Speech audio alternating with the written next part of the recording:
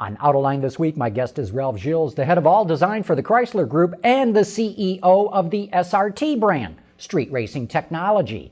We'll be talking about the revival of the Viper, that iconic American sports car which was shut down just as Chrysler was going into bankruptcy. It's an amazing comeback story for a company that was largely written off for dead just 4 years ago. Also joining me on today's show are Chris Paukert from Autoblog and Scott Burgess from AOL Autos. Underwriting for Autoline This Week is provided by... We are IAC Group, a global Tier 1 supplier of vehicle interior solutions that span the rapid, ever-changing needs of today's industry. From interior design and engineering to manufacturing and delivery, IAC, our heritage, your advantage. From the Autoline Studios, here is your host, John McElroy. Here we are in the studio with our special guest, Ralph Gilles. And Ralph, I want to go back a few years, just before the bankruptcy at Chrysler. The Viper program was put up for sale, and there were all kinds of investment groups that wanted to buy the thing. And for whatever reason, it was delayed or they couldn't get it. And I always felt secretly that Chrysler never really wanted to sell the thing, but it just did that because the Automotive Task Force wanted to see everything on the table. Is that really what happened? No, actually the sale for Viper started long before the TARP people showed up or any of that became apparent. It really started with the private equity guys. They were really trying to kind of look at leaning out the company as much as possible, and they didn't understand the Viper. They thought that as a distraction, and they thought, hey, there's value here. What ended up happening when people started measuring it and really understanding what it would take, the cost of developing a modern day car in this day and age is much, much more than they anticipated, especially if you don't have the infrastructures. So it was not this conspiracy thing. No. But you must be super glad that the company It felt like a conspiracy. I mean, at the time, everybody was, what, selling? Are you out of your mind? No one could understand it because it really was like peanut butter and jelly. It really meant a lot to the company in terms of a beacon of hope, and when it came out as a show car in '89. So no one understood it, and it really was not a good time to be taking morale in that direction, let's put it that way. But clearly Sergio Marchionne and the Fiat Group did see value in this and have invested in the product. Yes, they have, and they've actually, he himself has egged us to make it really a good car this time around. Make it modern. He understands the whole DNA. He understands a lot about owners and how passionate they can be, obviously, with the brands that they have. So he challenged us, and I think we've met the challenge. So it's probably difficult to balance the sort of hairy-knuckled reputation of the Viper with modern standards, expectations from customers, and also legislative concerns. So can you talk about that battle with this new car? Yeah, good point. We didn't go in this in a cocky way. Say, hey, we've been doing Viper some 20 years, know exactly what we're going to. We actually were very humble about it and said, look, let's go interview the people that we don't get today. The other enthusiasts. And this came from our engineering side. I said, let's go talk to Corvette owners, to Audi owners, to Porsche people, and see what they think. And actually, we actually talked to some journalists on the phone.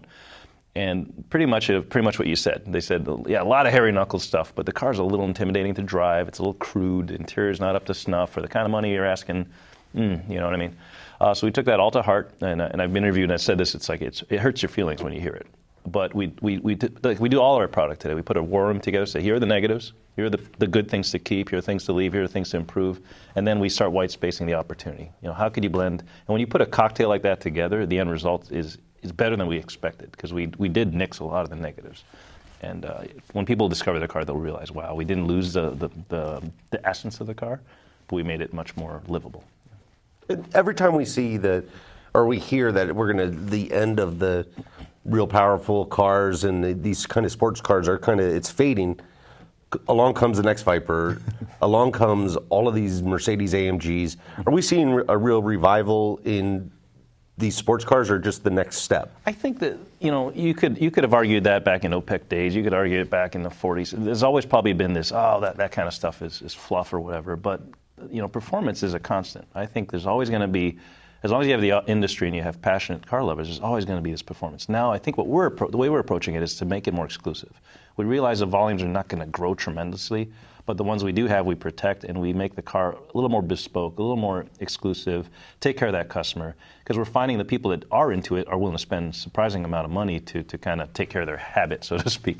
And we have an iconic, in the Viper and a few other cars in the world, there's some icons that have formed over the years. So it's easy to say, okay, I'm going to protect that, put some magic dust on it, really develop it, and keep that flame going. And they come back. The owners love it, and they come back. Of course, in the beginning, the whole justification for the Viper was that it was going to be a halo for the Dodge brand. Yeah. And now you're debranding it as a Dodge and rebranding it as SRT, another part of the company that you run. Yeah. Must have been a big fight over that. A little bit, you know, but Sergio's idea actually to create the SRT brand as a separate brand, because you look at, you know, it did its job. Back in the day, it brought a lot of attention to Dodge. It really kind of put Dodge on the map, at least for people to look at it. Now I think Dodge is on its own. Its training wheels are way off from many years ago. But the Viper's become a big name, even bigger than the company itself. I mean, Viper is a name kids know in video games, and they don't always say Dodge Viper. They usually say Viper. So we're looking at this idea of taking SRT into its own direction. That allows me to focus marketing, allows me to really take care of these performance vehicles so they don't get diluted by the mission of the main brand. And it's actually working. So far, people are already referring to it as SRT Viper, SRT Grand Cherokee, SRT Charger, 300 Challenger. So that really helps now build this kind of legacy of who we are at SRT. What are we made of? And it's the same people developing all of those cars. But people who want to buy SRTs then would have to go to a Dodge or a Chrysler or a Jeep store to be able to buy them. How do you keep the cohesiveness of the brand? Now, I got some interesting mail the other day that Sergio forwarded to me from a private dealer who's worried. It's like people are asking him about where do I get the Viper, and he's like, well, I don't know. You know, so the answer is we're going to qualify dealers. So we can't legally stop someone who sold a Viper in the past from selling it, but we can make it a little difficult because we know there's going to be a new breed of customer coming. With the car being that better executed, more well finished, we're going to see new people, we think. So we want to make sure they have a great experience, but it's also servicing the Viper. It takes special tools. So we're going to open up to any dealer can put the money for it and the training, but it's going to be pretty difficult to hit all of those things. You got to train, you got to have the facilities, you got to have some history of selling not just Vipers, but SRTs in general. And I think what will happen is naturally boil it down to maybe 15 or 20% of our dealers carry the car. Is that similar to along the lines of like the Nissan did with the GRT? Yes. GTR. Sorry, GRT. Yeah. But they qualified people. You had to have special tools, certifications to work on it. Now, at the end of the day, a dealer can still order a Viper, and he may luck out and be able to get one, but we're going to really allocate based on this kind of consistent performance. Going back to pulling the Viper into its own brand, SRT, is SRT a brand that can carry more than one vehicle? Or do you view it as being a standalone as a standalone nameplate? Yes. I don't know. I mean, at night in my private moments, I have dreams about that. You know, can we create another SRT that stands alone?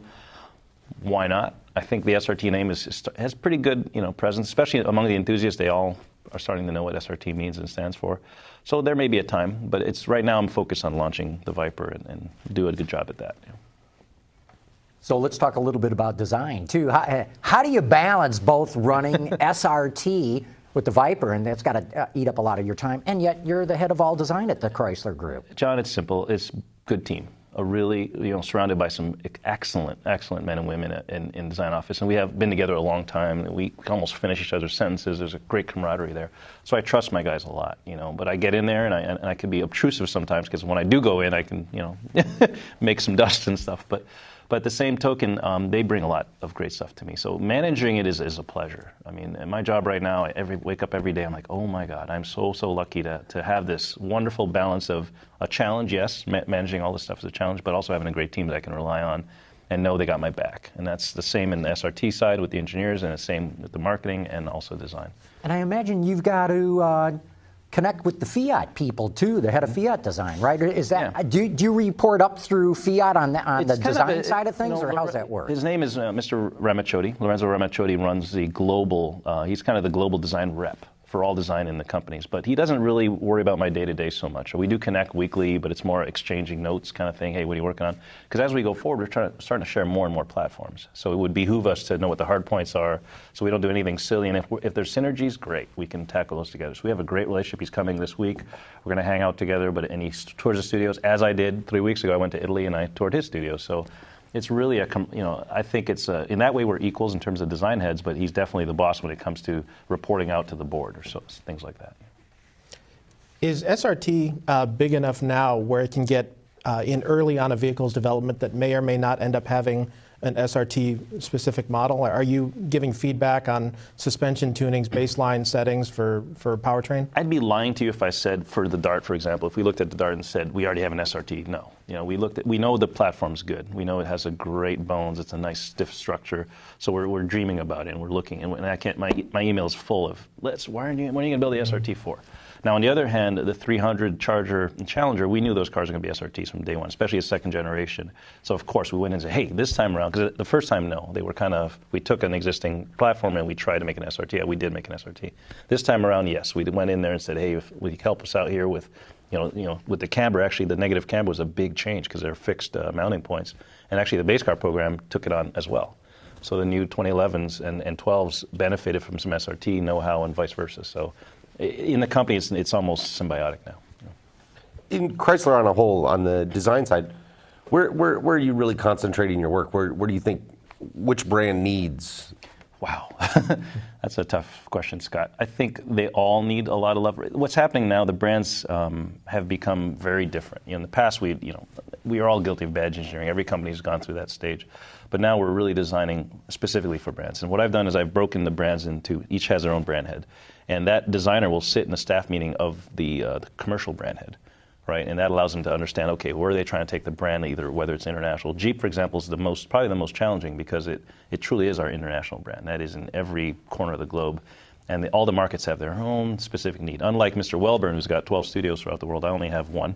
And I have to really keep my ears and antennas as high as possible so I can listen for those details. And the only way to get that is having a dedicated person. So that's how we divvy that up. Now, it goes in ebb and flows. Right now, it's Jeep, the year of Jeep. We're doing so many things for Jeep right now. And Chrysler's right around the corner. Everyone says, what's going to happen with Chrysler? We're working like crazy in Chrysler. And then you have Dodge. I mean, it never stops, but there's definitely a sine wave effect where some are a little more than others. But again, it's a great team. I've got a great team of guys.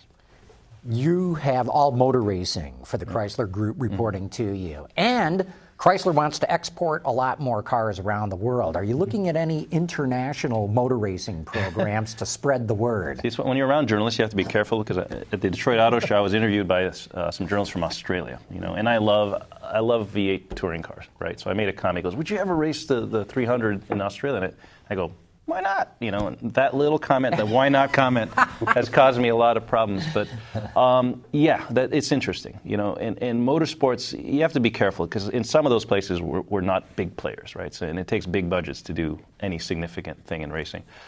So we have to be a little careful how we manage that. Now, I encourage the local markets. There's actually some dealers that have bought Vipers and things and done their own thing. And we'll help them out with graphics, whatever we can, a little bit of engineering know-how. But got to be very selective. If I do race somewhere, I want to do it right. And that's the approach we're taking in ALMS, for example, in NASCAR, and now Rallycross. And of course, we have been supporting NHRA for a long time with our partners at Mopar.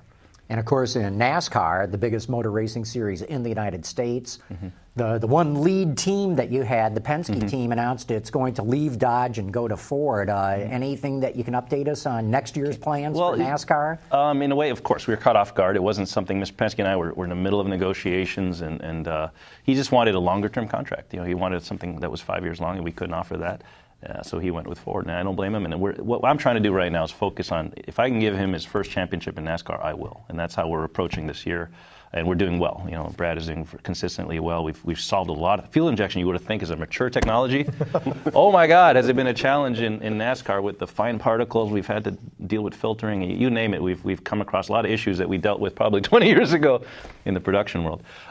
So we're focused that way. In terms of the next year, we're still slowly developing the 2013 car. It's been unveiled. If you haven't seen the 2013 Charger, it's stunning. But we're whiteboarding the rest. We're looking at a brand new approach to NASCAR because we were kind of locked in for 10 years with Mr. Penske. We had Everham for a while and Petty, but we're looking at something a little different business model altogether. With the de-emphasis on the car maker and the emphasis on the driver, what does Dodge get out of NASCAR? What does it get out of the racing? What do you see? So I think of NASCAR as a marketing platform. It always has been. It's been a little too biased towards marketing. And there's a point in time when I first got interested in motorsports. I've always been an F1 fan, but I got the job in motorsports about 2.5 years ago, and it's the first time I really paid attention to NASCAR. I said, it's just a blob running around with a bunch of stickers on it. It could be anybody's car. And at the same time, that's when we started talking to NASCAR about identity. And they've done that in Nationwide. You see the Nationwide cars look very much like a street car now. The Challenger especially is the most faithful. And we're about to go that way in 2013. The Fusion is going to have, all the cars are going to have a very distinctive aesthetic. Now I'm interested again. So what does it do? There's, you said number 2 sport in the U.S. after football, and number 2 motorsport in the world, believe it or not, after any motorsport, is NASCAR. So it's got a lot of heft, a lot of marketing mass to it. And there's 36 races a year. Anywhere from 1 million to up to 7 million people can watch a race. In a chase, it's obscene. It's like having 10 Super Bowls back to back. So you got to get in front of the audience one way or the other. Motorsports has been central to the Viper's myth and its progress and development as both a production vehicle and as a phenomenon. Can you talk a little bit about what that looks like for the new car? Well, huge. So for the first time ever, the Viper has been launched with its racing counterpart at the same time. I mean, we dropped that in New York. No one didn't expect that one coming. And why I think that's important is the Viper has had an unfortunate myth of being a straight line American muscle car, And the Viper's actually always been a great road racer. We've had multiple world championships in GT racing. So I wanted to bring that back in a big way. And we know, especially with this audience, this Audi, Porsche, this kind of exclusive audience, they race in GT racing, in ALMS specifically, Petit Le Mans and Le Mans ultimately. So I want to be there. And I think we have history there. They missed us. We've been gone for almost 10 years. And they actually, when I went to talk to the ACO, they came here. We spoke to the French guys from, I could speak French, it was fun. It was very helpful. They admitted that, hey, you guys belong in this kind of racing. And even the people that can't ever buy your car, they love to look at it. And what I've enjoyed about the fact, this time we can control the aesthetic of the race car because we were doing it simultaneous with the street car. If you look at our race car, I think it's the most beautiful race car ever because all the aerodynamic things that we had to do are all morphed together by designers. We actually had designers working side by side with Riley's engineers to create a car that just grew that way. And I think now you're marketing because now the race car looks like the street car. It's a hero out there and not just another race car. So it's exciting. As you mentioned, the original Viper was all hairy knuckle, kind of a crude car. A lot of fun to drive. I'm wondering with the new one, do you lose some of the old buyers? Do you attract new ones? Where do you see it going? So far, there's a few that what we're doing with the new cars, we're offering it up in a somewhat raw state. So you can buy the car without a lot of the details to try to appeal to that customer. But a lot of our owner base has actually gotten more mature over time. They're a lot older. I'm not going to say that. But talking to them, they're saying, you know what, I think I could use cruise control. I don't mind having, a better stability control. And that's mandatory. I have no choice. But what we did do is, if we're going to have stability control, it's going to be multi-mode. It's going to be the SRT way. So it's very passive. And we spent over 3 years working on stability controls. The first thing, Sergio, way back when the program wasn't even approved yet, we said, look, we need a little money to get the stability control because it takes a long time to develop that very well. So we did that, and that has paid dividends. The car, driving the prototypes, oh my God, I'm a racer, and it's so passive. You can take the car to the limit. If you know what you're doing, it can tell you know what you're doing, and it leaves you alone. If it can tell you're erratic or you have issues, it's there to help you out. So most drivers won't even know it's there, and that's the way a stability control should be done. So we've tried to take modern technology and blend it and keep the cars, as you said, the essence of the car intact. And as people discover it, they'll be like, how did they do it? And that's, even myself, I'm kissing my engineers. How did you do that? How did you keep the visceral side and add the technology all in one car? It's just, and that's how you make legend cars. Yeah. So does that open it up to more buyers? I think so. Now, you guys have been selling, about 2,000 a year? Do you think it's... No, on average, over the years, 1,600 a year. 1,600, okay. Yeah. Peak year, if we've been over 2,000 on peak years, back in 2003 when we launched it. I think we can go either way. The business case is very good in the mid-thousands, I'll put it that way, 1,500-ish area. But with capacity, we can do well over 2,000 if we need to. What's different this time around, the car's been engineered to be international. So we have European consumption, Middle East, it does very well there. Dubai is a great market for supercars, places like that. So we're prepared. Now the other thing we've done at launch, we're going to have a lot of colors, a lot of configurability, a lot of models, so the car can be almost custom ordered. You could conceivably have one of one out of 2,000 cars if you did your homework. So that, to me, is very exciting. And that's kind of Sergio's way, right? Offer up a full menu, let the customer choose. Exactly. And you're only starting with the fixed head coupe, correct? You're not... For now, yeah. The car is always prepared to be a roadster, but right now we're focused on, because of the road racing, a lot of people do track day cars. Most of the cars nowadays actually end up at these clubs, these driving clubs. And what was the model mix of the outgoing car? It was 60-40, roughly, from convertible to hardtop. We usually always launch with the roadster first, and the hardtop came a couple years later. This time we're doing it the other way around. And I've heard about that, too, from my owners, who are very vocal. Where's the roadster? So we'll get to that in time. You must have more customer input on designing a car like this than all the other kinds of vehicles. Maybe Jeep? Everything. I mean, it's the bad part of being a little bit public now, figure in a way. I get a lot of my people know they can reach me, so I read a lot. All my email I read. I'm on Twitter now, kind of just creeping out on that world, seeing what's there. Very vocal people, and with modern technology, with digital age that we live in, you can read commentary the next morning, the day of, minutes afterwards. So I take it all in, but I have to focus on the future. I can't be so consumed by people's reactions today, because we have to kind of lead. So we knew the Viper isn't going to be for everybody, but I'm a big believer when you see cars in person, you see them on the freeway, you live with them, you realize, I get it now. And that's how we approach design, whether it's a Jeep, whether it's a 300, whatever. It's we believe in what we believe in, and there's plenty of, if they don't like our car, go buy a different one, so. Yeah. Most of the SRT product is big, more traditional kind of vehicles. Mm-hmm. You mentioned that you're looking at the Dart and whatnot, but now Fiat has the Abarth version of the Cinquecento, the Fiat 500, its performance. Yeah. Where do you see performance going at the lower end, the smaller end of the mix? Huge market for that. And a lot of people, like I drive an Abarth, that's my little Abarth pin. I love it. I've always loved small front-wheel drive, overly powered cars. I love that kind of thing. And I have an SRT4 in my garage still, an older one. And a lot of the people mistakenly say, the kids drive those. If I'm a kid, so be it. And it's a lot of 40-year-old kids driving these kind of cars because they love commuters, and they may have their muscle car in the garage, but they need a car every day that's not boring to drive, right? So I know there's a great market for that. There always has been. The key is how to execute it, because you can design it for, no offense, but you can design it for the journalist who will never buy it. It has to have all-wheel drive and make 700 horsepower and go to the moon and stuff like that. Diesel. Or you Diesel with roll-up windows. Diesel, everything. Or you can design it for the actual consumer and make a very smart compromise. So right now we're in the process of figuring out what that exact right balance is, so it's successful, not just a distraction. Okay, and down the road here, the industry has to hit 54.5 miles per gallon. Yes. So now we see Ferrari doing a hybrid, using the KERS system essentially, and Porsche looking at a monster kind of hybrid. Do you see green performance? Isn't that such an oxymoron? Do you see it catching on? Performance or not, I see that technology is very close coupled to performance anyway. If you look at a lot of those things that used to call technology, fuel injection was for fuel economy, now it's anything, right?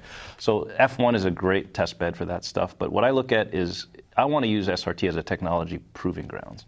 We're looking, the Viper's a great place, Superform aluminum, using lightweight technologies. So what's happening now is, especially on my design side, the engineers are doing their homework. They're looking at some pretty exotic engine technologies. We have multi-speed transmissions, but they keep coming back to me for aero. Ralph, you own the aero.